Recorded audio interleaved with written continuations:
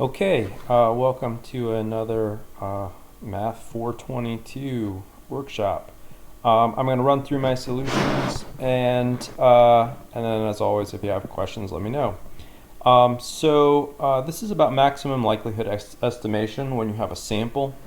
And the idea is your sample is a collection of independent random observations, so random variables, all with the same distribution. So here in number one, I've got 3 observations from a Poisson distribution with a parameter lambda that we don't know.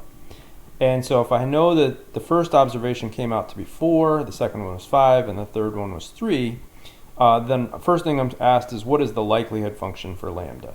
And so you can start with the probability mass function for a Poisson distribution, which if you don't know off the top of your head, that's okay, just look it up. So go over here to the software and handouts tab, handouts, probability distributions, right, and then just look it up. So for a Poisson distribution, the probability mass function is e to the negative lambda, lambda to the k, all divided by k factorial. And the k is the outcome, and the lambda is the parameter that we don't know. So we're going to plug in the outcome that we do know into that formula. All right.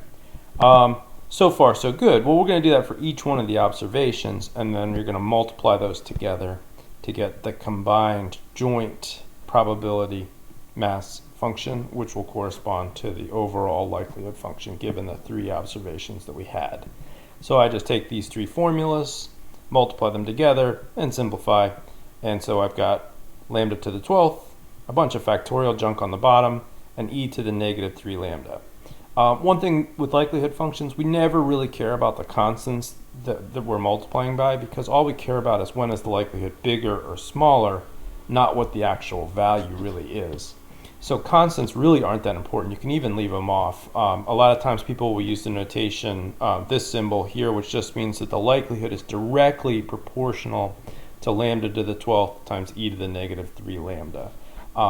That's a much cleaner way of saying the same thing as this, because we really don't care about those constants. Okay, the second part was find the maximum likelihood estimate for lambda. So to do this, you take the derivative. But again, this trick of using the log likelihood is really useful. It makes the derivatives way easier. So I strongly recommend do that almost every time. Okay, so we're going to do the log likelihood. Doing logs of this is going to split it up into 3 terms. We're going to get the constant term, which doesn't matter. It'll go away when I take the derivative. We'll get the 12 times the log of lambda, and then the log of an e just cancels out and you just get negative 3 lambda. Take the derivative, you get 12 over lambda minus 3, and that's easy to set equal to 0 and solve. And you can see that the maximum likelihood estimate for lambda is 4, which kind of makes sense because 4 is right in the middle of the 3 observations that we had. And if you remember the details of a Poisson distribution, in fact, let's look those up real quick. So Poisson was a discrete distribution. What did it represent? Well, the idea is you have these rare events that are occurring at a certain rate, lambda. So it might be like an earthquake that happens once every 4 years. And then that lambda is the, in a Poisson distribution, lambda represents the number that occur in a certain time interval. So like if you have if you wait a long time, you might see a couple of earthquakes. Maybe if you wait, I guess 16 years, maybe if that was the time interval of waiting, then you might typically see 4, but sometimes more, sometimes less. And so that's what the lambda represents here. It's not the same as the lambda in the exponential example we did last time. So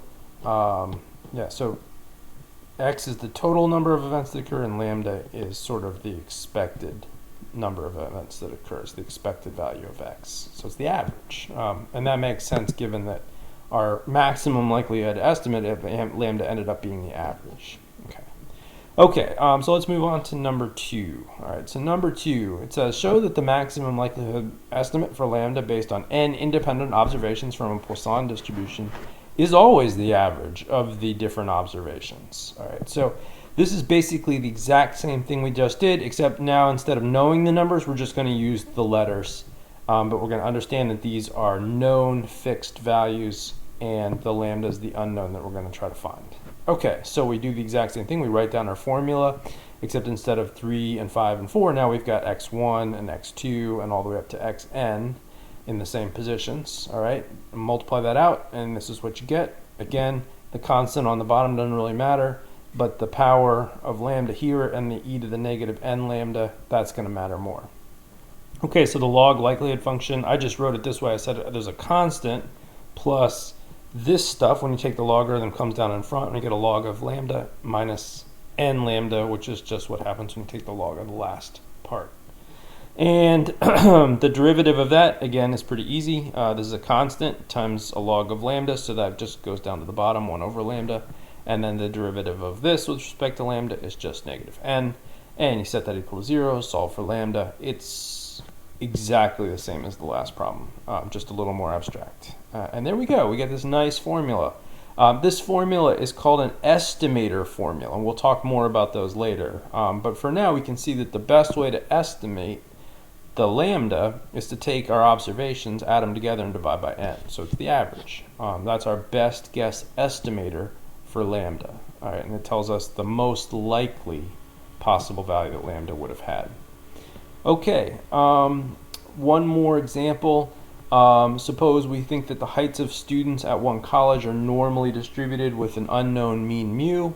And to keep things simple, let's say we know that the standard deviation is 3, so there's only one unknown parameter. Again, this is something we'll come back to later and talk about how you would estimate 2 unknown or more unknown parameters. But for now, let's stick with examples with one unknown parameter. So we're going to use a sample to find the maximum likelihood estimate for mu. So this is a lot like the last problem. We have a bunch of observations, x1 through xn, that are fixed numbers, and then we're going to use those observations to try to guess what mu is. So again, we look up the density function. Here I just wrote it on the sheet. It's this is the density function for a normal distribution. When you know what the sigma is, so sigma is 3, and so that goes there. And did I mess up? I think I did mess up here. I think this should be, is that sigma squared? It should be, so that should be 2 times 9, so that should be 18. We'll see if it makes a difference.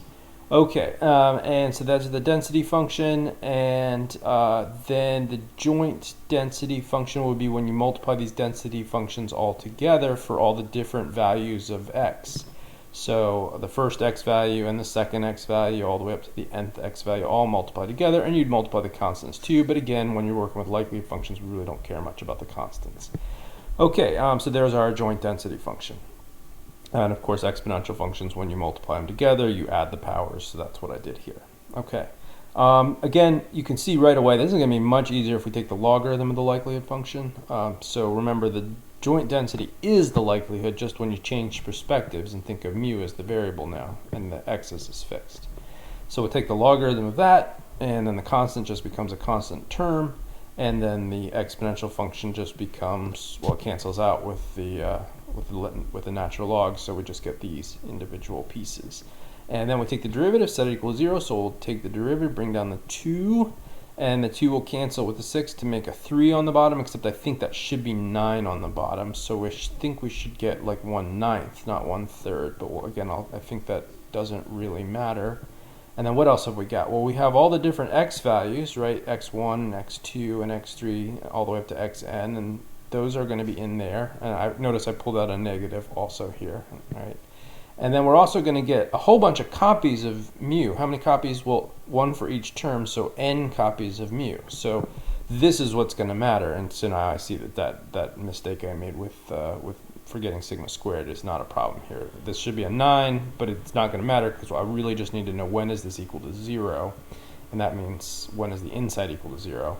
And hey, that's really easy to solve. Set this equal to 0, so mu equals this stuff divided by n, and there we go. The maximum likelihood for mu is the average of the observations. Okay.